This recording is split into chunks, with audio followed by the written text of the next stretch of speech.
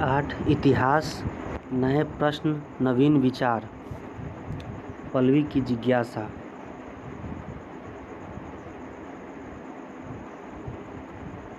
पल्लवी की नानी प्रत्येक परिवार को सुबह सुबह स्नान कर आश्रम जाती थी।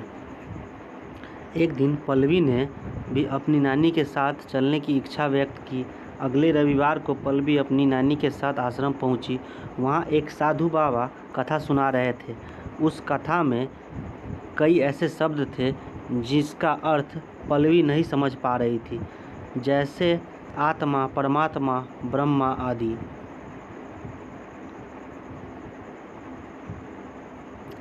बच्चों, जैसा कि आपने अध्याय 6 एवं 7 में पढ़ा है कि उत्तर वैदिक काल 1000 से 600 ईसा पूर्व से लोहे का प्रचलन काफ़ी बढ़ गया। इससे कृषि क्षेत्रों का विस्तार हुआ और कृषि उत्पादन में वृद्धि हुई। लौह उपकरणों के बढ़ते प्रयोग ने समूची अर्थव्यवस्था को प्रभावित किया। इसी के आधार पर समाज में अलग अलग व्यवसाय, व्यापार, वाणिज्य, सिक्कों का प्रचलन एवं नगरों का उदय हुआ। उत्तर वैदिक काल से वर्ण व्यवस्था और भी जटिल होती जा रही थी। प्रारंभ में यह व्यवस्था कर्म पर आधारित थी। बाद में इसका निर्धारण जन्म के आधार पर होने लगा। ब्राह्मण, क्षत्रिय, वैश्य, शूद्र में ब्राह्मण एवं क्षत्रिय समाज के सबसे प्रभावशाली वर्ण थे। सूद, कर्ज, नगरों, नागरिक जीवन को ब्राह्मण ग्रंथ घृणा एवं तिरस्कार की दृष्टि से देखते थे।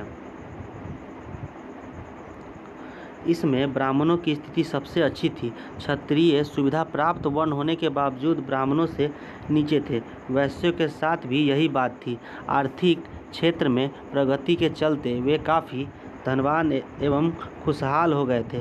कुछ व्यापारियों के पास तो शासकों से भी अधिक धन था, परंतु वर्ण व्यवस्था के कारण उनका स्थान तीसरा ही था। शूद्रों की हालत तो सबसे दयनीय थी। अतः समाज का प्रत्येक वर्ग ब्राह्मण को छोड़कर परिवर्तन चाहता था, जिससे उन्हें भी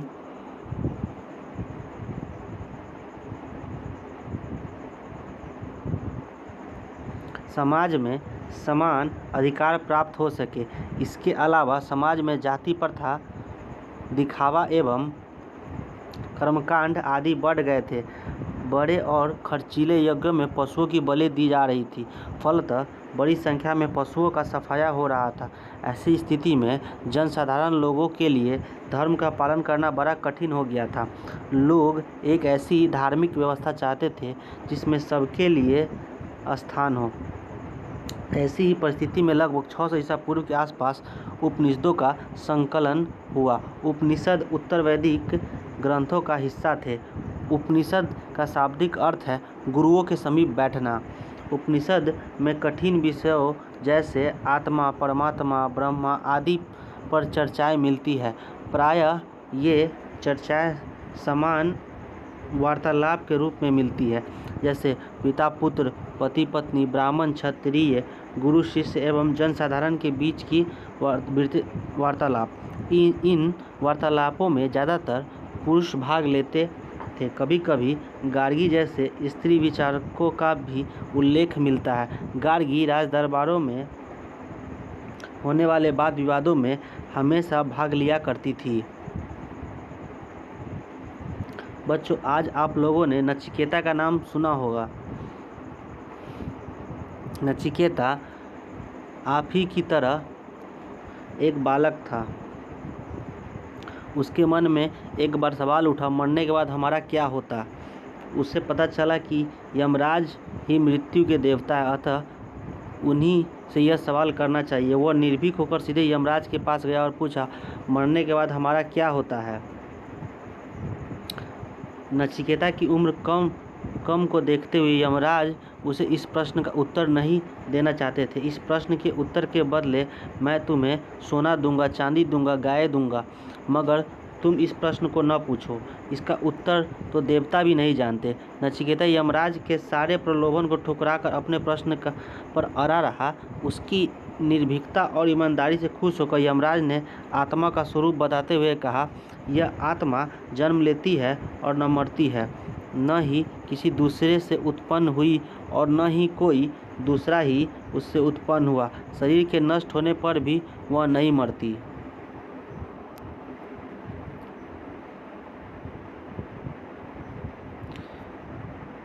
याज्ञवल्क्य और उनकी पत्नी की वार्तालाप भी उल्लेखनीय है। याज्ञवल्क्य ने घर छोड़कर जंगलों में रहने की इच्छा व्यक्त की। इस अवसर पर उसकी पत्नी मैत्रेयी ने उसने लंबी बातचीत की। इस बातचीत का मतलब था कि धन संपत्ति से आदमी बड़ा नहीं होता, अपने और अपने समाज के लोगों की समस्याओं के बारे में सोचने से ज्ञान की प्राप्ति होती है। कभी कभी समाज के गरीब पुरुष भी इस चर्चा में भाग लिया करते थे। सत्यकाम जाबाल एक ऐसा ही गरीब व्यक्ति था। उसके मन में सत्य जानने की इच्छा हुई। इसके लिए वह गौतम नामक ब्राह्मण के पास गया। गौतम ने उसे अपने शिष्य के रूप में स्वीकार किया। आगे चलकर सत्यकाम जाबाल अपने समय के प्रसिद्ध विचारक बने। इस प्रकार 6ठी शताब्दी ईसा पूर्व में, जिस समय जनसाधारण में धर्म के प्रति लगाव कम होता जा रहा था, तत्काल समाज के कर्मकांडों की प्रधानता बढ़ती जा रही थी, उपनिषदों की शिक्षा ने लोगों को नए ढंग से सोचने एवं विचार करने का रास्ता दिखाया। ऐसी ही परिस्थिति में कुछ विचारकों ने समाज में फैली बुराइयों का विरोध कर नए विचारों और सिद्धांतों को लोगों के सामने रखा। इन विचारकों में गौतम बुद्ध तथा महावीर प्रमुख थे।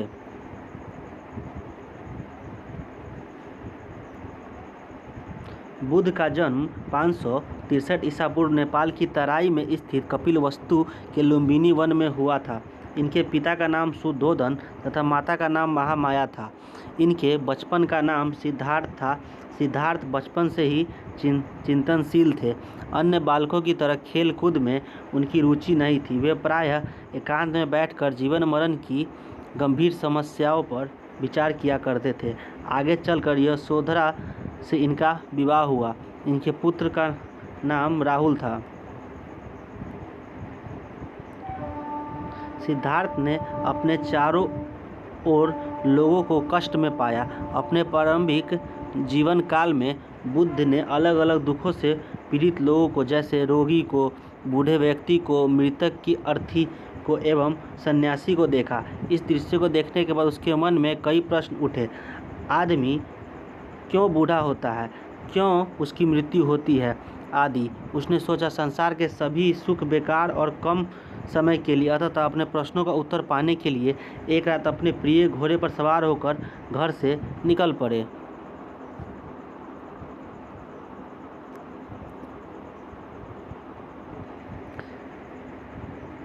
किसी असहाय और दुखी व्यक्ति को देखकर आप क्या सोचते हैं?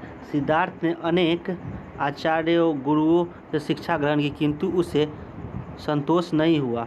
उसके बाद उन्होंने 6 वर्ष तक कठोर तपस्या की और अंत में अन्न जल सब त्याग दिया। इसी समय गाने वाली स्त्रियों से उन्होंने ये शब्द सुने, अपने वीणा के तार को इतना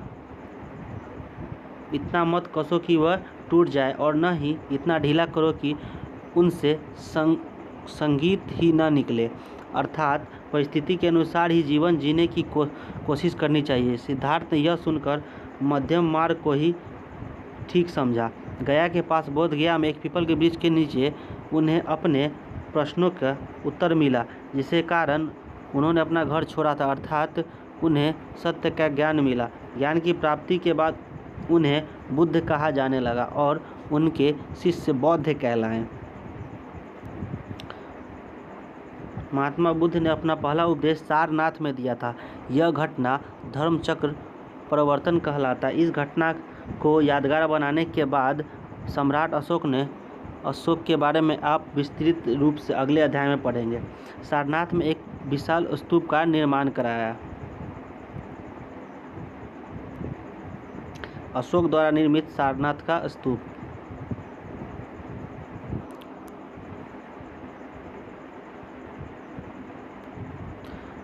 उसके बाद बुद्ध ने मगध, वैशाली और भारत के अन्य जगहों पर घूम कर अपने उपदेशों को लोगों के सामने रखा। शीघ्र ही उनका बौद्ध धर्म लोकप्रिय हो गया। बौद्ध 80 वर्ष की आयु में 483 ईसा पूर्व में कुशीनगर, गोरखपुर में उनकी मृत्यु हुई। मगध के राजा बिंबिसार उनके प्रमुख अनुयायी बने।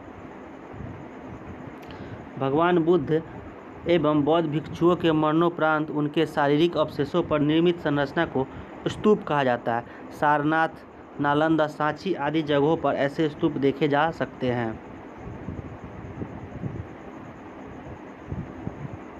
मानव बुद्ध उपदेश देते हुए चित्र थोड़ा ब्लर हो गया। चलिए आगे पढ़ते हैं। बुद्ध ने जात पात, ऊंच नीच के भेदभाव तथा धार्मिक जटिलता को गलत बताया। एक आदमी अच्छा है या बुरा, यह बात उसके व्यवहार को देखकर ही कही जा सकती है। बुद्ध के सिद्धांतों को समाज का कोई भी वर्ग अपना सकता था। उन्होंने लोगों को दयालु तथा मनुष्यों के साथ साथ जानवरों एवं पशु पक्षियों से भी समान रूप से प्रेम करने की शिक्षा दी। बुद्ध लोगों को दूसरे की शिक्षा या सिद्धांत को अपने विवेक के आधार पर अपनाने की सलाह देते थे। जीवों पर दया। एक बार बुद्ध भिक्षाटन के लिए जा रहे थे। रास्ते में एक गडेरिया बहुत सी भेड़ों को हाँक जा रहा था। बुद्ध ने देखा भेड़ के एक बच्चे के पैर में चोट लगी हुई है, इसलिए वह लंगड़ा कर चल रहा है। पैर में पीड़ा के कारण वह बार बार भेड़ों से पीछे रह जाता था। मेमने की माँ अपने बच्चे को बार बार पीछे मुड़कर देखती थी। बुद्ध ने उस मेमने की पीड़ा देखी न गई। उन्होंने उस बच्चे को गोद में उठा लिया और वे भेड़ के पीछे पीछे चलने लगे। ऐसे करुणामयी थे भगवान बुद्ध। आइए देखें उन्होंने ऐसा किस प्रकार किया। बुद्ध ने अपने विचार लोगों को उनकी ही भाषा पाली में दिया। महात्मा बुद्ध के उपदेश बिल्कुल सीधे साधे थे। उन्हें सामान्य लोग आसानी से समझ सकते थे। बुद्ध के अनुसार मनुष्य को 4 प्रमुख सिद्धांत आर्य सत्य को हमेशा याद करना चाहिए। सिद्धांत निम्न है। दुख ने जन्म, मृत्यु, रोग, इच्छित वस्तु की प्राप्ति न होना आदि को दुख माना जाता है। दुख का कारण। बुद्ध के अनुसार दुख का मुख्य कारण इच्छा तृष्णा है। जब मनुष्य को कोई इच्छित वस्तु नहीं मिल पाती तब उसे दुख होता है। दुख निरोध। बुद्ध के अनुसार इच्छाओं पर नियंत्रण कर सांसारिक दुखों को दूर किया जा सकता है। दुख निरोधक मार्ग। बुद्ध ने दुखों को दूर करने का मार्ग भी बताया है, जिसे अष्टांगिक मार्ग कहते हैं। इसके मध्यम मार्ग भी कहा जाता है, क्योंकि यह मार्ग न तो अधिक सरल है और न अधिक कठिन। सामान्यतः व्यक्ति भी अपने जीवन में इन 8 बातों का पालन करके सांसारिक दुखों से छुटकारा पा सकता है, अर्थात परम शांति निर्वाण को प्राप्त कर सकता है। इस मार्ग पर चलने के लिए बुद्ध द्वारा बताए गए 8 मार्ग इस प्रकार हैं।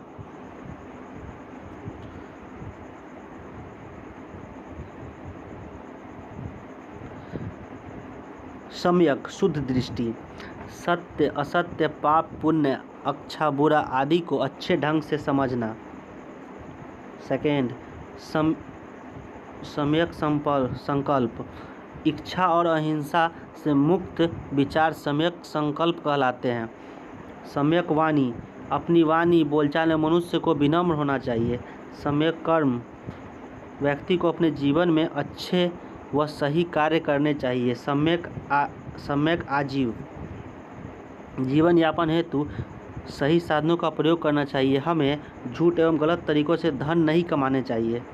सम्यक व्यायाम। सही तथा ज्ञान युक्त प्रयत्न, मन से बुरी भावनाओं को दूर रखने का प्रयास। सम्यक चरित्र। मनुष्य को अच्छे आचरण एवं अच्छी बातें का जीवन में बार बार प्रयोग करना चाहिए। सम्यक समाधि।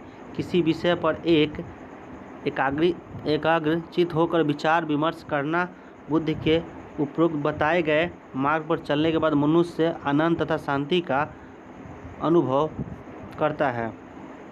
बुद्ध ने बौद्ध संघों की स्थापना की, जिसमें सभी जातियों के पुरुष और महिलाओं को शामिल होने की आज़ादी दी। संघ में प्रवेश लेने वाले लोग अपनी आवश्यकताओं को कम से कम करते हुए सादा जीवन जीते थे। अपनी मूलभूत आवश्यकताओं की पूर्ति के लिए वे भिक्षा मांगते थे। इसी कारण उन्हें भिक्षु, पुरुष को भिक्षु तथा महिला को भिक्षुनी कहा गया। इनके रहने के स्थान को विहार कहा जाता था। अपनी सादगी और सरलता के कारण भारत के साथ साथ विदेशों में भी यह धर्म काफ़ी लोकप्रिय हुआ। श्रीलंका, चीन, जापान, कोरिया, तिब्बत आदि देशों में इसके अनुयायियों की संख्या काफ़ी अधिक है। भारतीय समाज के सभी पक्षों को बौद्ध धर्म ने प्रभावित किया। सम्राट अशोक ने लोक कल्याण, अहिंसा, धार्मिक सहिष्णुता तथा साम्राज्य विस्तार न करने का निश्चय बौद्ध धर्म से प्रभावित होकर किया। इसके बारे में आप विस्तृत रूप से अगले अध्याय में पढ़ेंगे। धार्मिक क्षेत्र में अनेक बदलाव आए। धीरे धीरे यज्ञ, बलि एवं कर्मकांड में कमी हुई। नालंदा, विक्रमशिला जैसे बौद्ध मठ स्थापित हुए। बौद्ध धर्म से जुड़े स्थलों की सूची बनाएं। अगर आप 2 स्थलों पर भ्रमण करने का मौका मिले तो प्रथम 2 में से किसका चयन करेंगे और क्यों? जैन धर्म। इसी समय बौद्ध धर्म की तरह जैन धर्म भी जनसाधारण को अपनी नई विचारधारा से प्रभावित कर रहा था। जैन धर्म के संस्थापक ऋषभदेव थे। जैन धर्म कुल 24 तीर्थंकरों के होने की बात कही जाती है। तीर्थंकरों का अर्थ धर्म का प्रचार करते हुए दूसरे को रास्ता बताने वाला होता है। तीर्थंकरों के क्रम में 23वें तीर्थंकर पार्श्वनाथ, जो काशी के अश्वसेन के पुत्र थे। जैन शब्द जिन शब्द से निकला है, जिसका अर्थ होता है जीतने वाला। 24वें तथा अंतिम तीर्थंकर महावीर इस धर्म के सर्वाधिक महत्वपूर्ण विचारक थे। इन्होंने इस धर्म को अपेक्षित सुधार करके इसका व्यापक स्तर पर प्रचार किया। महावीर का मूल नाम वर्धमान था। वर्धमान का जन्म 540 ईसा पूर्व वैशाली के निकट कुंडल ग्राम में हुआ था। इनके पिता सिद्धार्थ जातक क्षत्रिय कुल के प्रधान थे। इनकी माता त्रिशला वैशाली की लिच्छवी की राजकुमारी थी। लिच्छवी राज्य था या गणराज्य, पता करें। वर्धमान महावीर की चीज।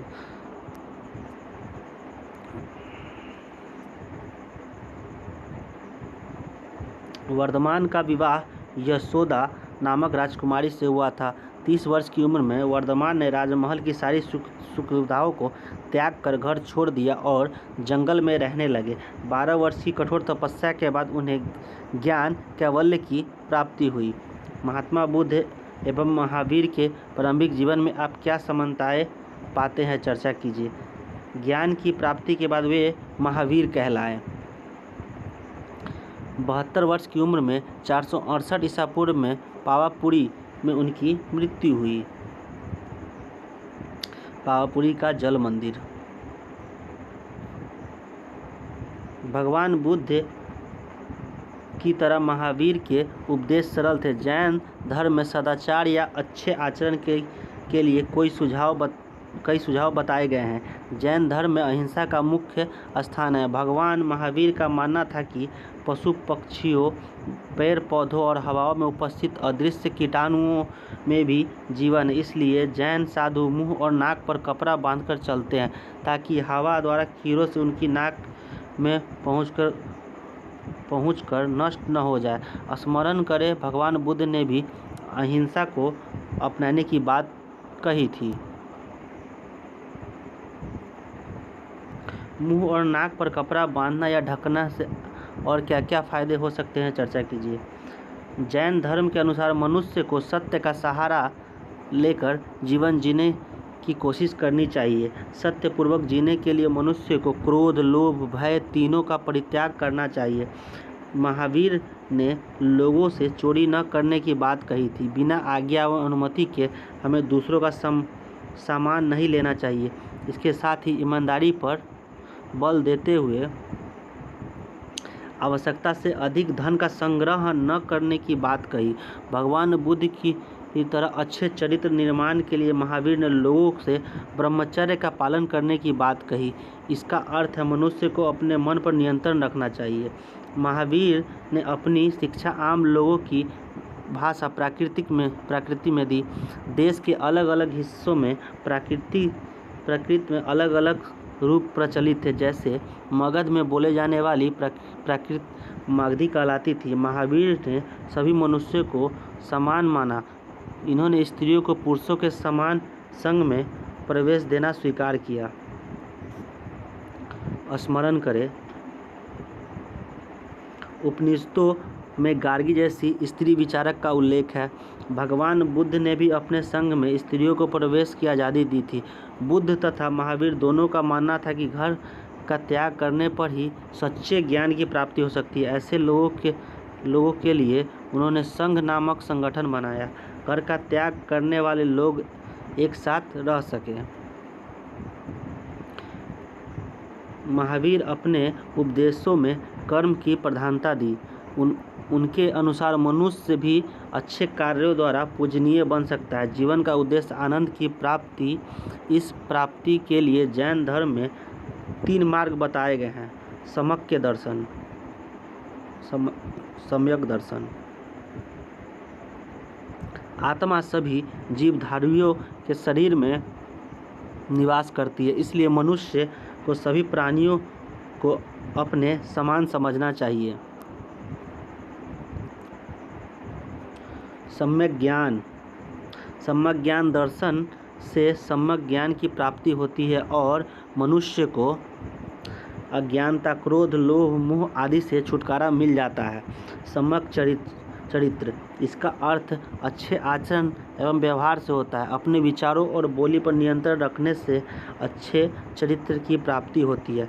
जैन धर्म में इसे त्रिरत्न भी कहा गया है। जैन धर्म के अनुयायियों का ऐसा मानना है कि मार्ग पर चलने से मनुष्य जीवन मरण के दुखों से छुटकारा पा सकता है। बौद्ध धर्म के अष्टांगिक मार्ग की तुलना जैन धर्म के त्रिरत्न से कीजिए।